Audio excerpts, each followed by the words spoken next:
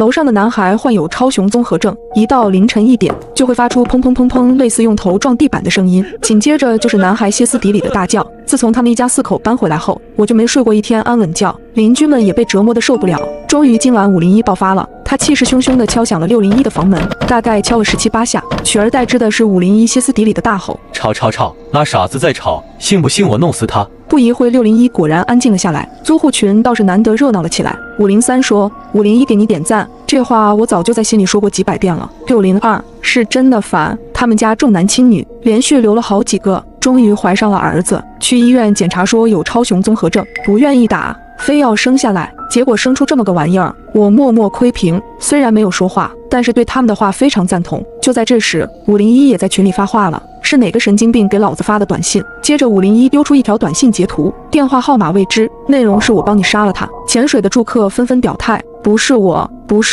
等租户群安静了下来之后，我把手机搁枕边，闭眼准备睡觉。毕竟像这样安静的夜晚可不多。突然手机再次震动了一下，是602发的消息。今晚601真的好安静，安静的不正常。你们说那个超雄男孩该不会真的被杀了吧？203立刻接话，怎么可能？那家子重男轻女，把儿子当宝，谁要是把他们儿子杀了，他们不得发疯和对方拼命？501却说，就那个傻子死了最好。501的话得到了503和402的强烈附和。不过话虽然这么说，503还是弱弱的问601，该不会是真杀人了吧？要不我们找个人上去看看？别看平时大家聊天聊得嗨，可真到了这个时候就没人说话了。我想了想回了句，要不再观察几天，万一是超雄男孩生病了呢？503回复，好吧。在接下来的3天里，所有人都只看到了601的夫妻俩，没有看到超雄男孩，也没有听到超雄男孩吵闹。这天下班回家的时候，一只小手突然拉住了我的袖口，扭头一看，是601的小女孩，她是超雄男孩的妹妹，穿着一身红裙子，长得怪可爱的，和那个超雄男孩简直一个天上一个地下，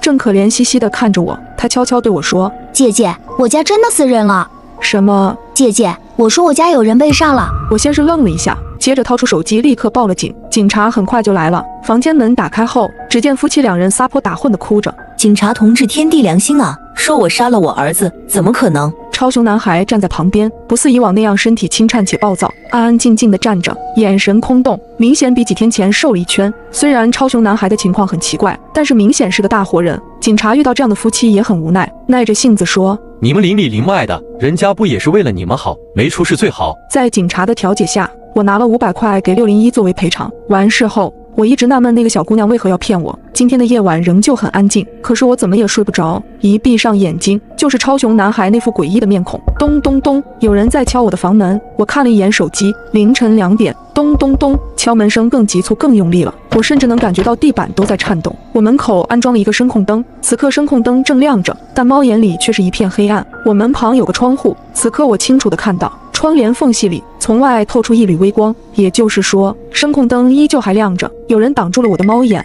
我一点点靠近窗户，慢慢撩起了窗帘。我看见一张明显不对称、长着痤疮苍白的脸贴在玻璃上，他正用那双死鱼一般的眼睛狠狠盯着我。是超雄男孩，我吓得连连后退。当我再次鼓起勇气看向猫眼时，一个黑影缓缓从左边凑近，是一只眼睛。那眼睛在猫眼外往内看了半晌，这才远离。我终于看清楚了他的样子，他是601的男主人。我发现了楼上邻居的秘密，他竟然将自己的儿子做成了人肉包子。为了验证隔壁的501是否还活着，我以501家里水烧开了没人关冒黑烟为由，让房东打通了501的电话。可手机铃声响起时，让我瞬间惊出一身冷汗，因为铃声是从楼顶的601传来的。铃声很快停止，不知道是对方挂断了电话，还是摁下了接听。大概等了10分钟，我给房东回了个电话询问详情。房东有种劫后余生的庆幸感：“小将，谢谢你哈，要不是你，我这次指不定损失惨重。”我硬着头皮问：“请问是501本人接的电话吗？”“好像是吧，就是声音有点哑，应该是感冒了。”我敢肯定，接电话的人绝对不是501，因为疫情最严重的时候，我们全楼小刀割嗓子，就501没事。他当时还在群里嘚瑟，说猪倒了他都不会倒，更何况501昨天骂人的时候还中气十足呢。陈姐，你给501打电话的时候，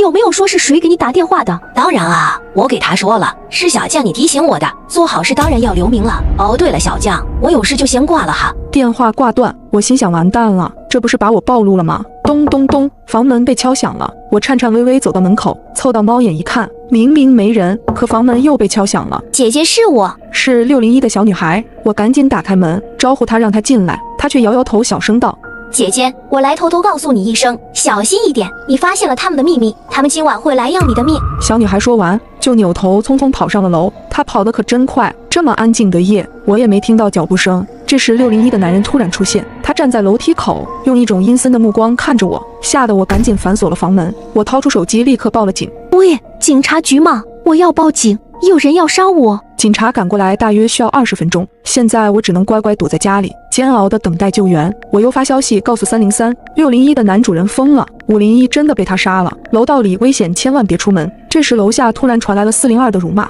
大半夜的，谁把1楼的铁门锁了？402是个年轻的小伙子，常常这个点出去享受夜生活。接着我又听到他大喊：你别过来，你要干嘛？随后便传来了锤子敲击的声音，我被吓得躲在门后瑟瑟发抖，心想估计402也被嘎了。突然303给我回消息：完了，这下真完蛋了，601把1楼的大铁门锁了，这下谁也逃不掉了。我这才反应过来，原来601要杀的不仅仅是我，而是整栋楼的人。咚咚咚，这时我的房门再次被敲响了，我从猫眼一看，果真是601的男主人，他手里拿着一把沾满鲜血的铁锤，正死死地盯着我的房门。见我许久没有回应，他开始发疯似的砸门，发出震耳欲聋的响声，我吓得快要崩溃了。就在他将房门彻底砸烂时，隔壁的503冲了出来，他一把抱住了601男主。见此状况，我也立刻冲上前，死死按住了601手中的铁锤。听到动静的303也迅速加入了战斗，最终在我们3人的合力围攻下，终于制服了601的男主。事后，清理现场的警察告诉我，整栋楼里除了我们3人以及601的女主，所有人全被601男主杀害了。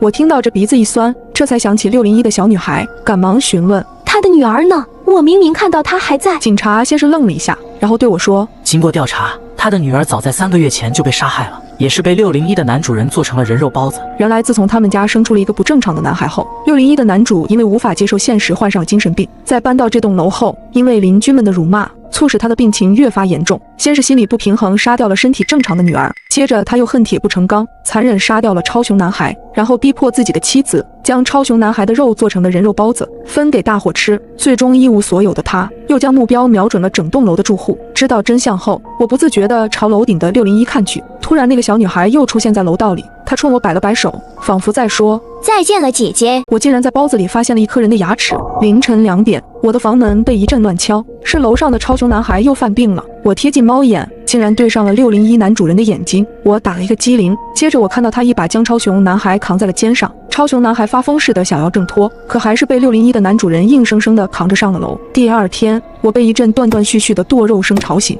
是楼上的601正在剁肉馅，他家已经连续剁了1个小时了。租户群开始叫苦不迭了，毕竟今天周末，大部分人都休息。503说：烦死了，让不让人睡觉啊？昨晚吃鸡到4点，困死了。201隔着3层声音都很大。501直接打开窗对着楼上喊：601，你们是不是死儿子了？剁肉岂可吃饭吗？601剁肉的声音停了一下，然后又继续，气得501跑到601的门口大骂：你们家是不是要死了？再发出声音试试，信不信老子送你们一家人下地狱？602也加入了战场，就是弄死你们算我一个。601再次安静了下来，租户群里纷纷给501点赞，我群豪杰啊，听你怼601可真爽啊。这时501突然在群里问：这是谁呀？发短信吓唬老子。接着他丢出一张短信截图，又是未知号码，这次写的是小心下一个死的就是你。我以为这又是谁的恶作剧，便盖上被子继续睡懒觉。到了中午出去吃饭时，我正巧和601的女人打了个照面，她手里拿着个纸箱，我瞄了一眼，看到箱子正上方的几个字：酱汁排脚肉鸡。女人看到我后，对着我露出一副诡异的笑容：呵呵，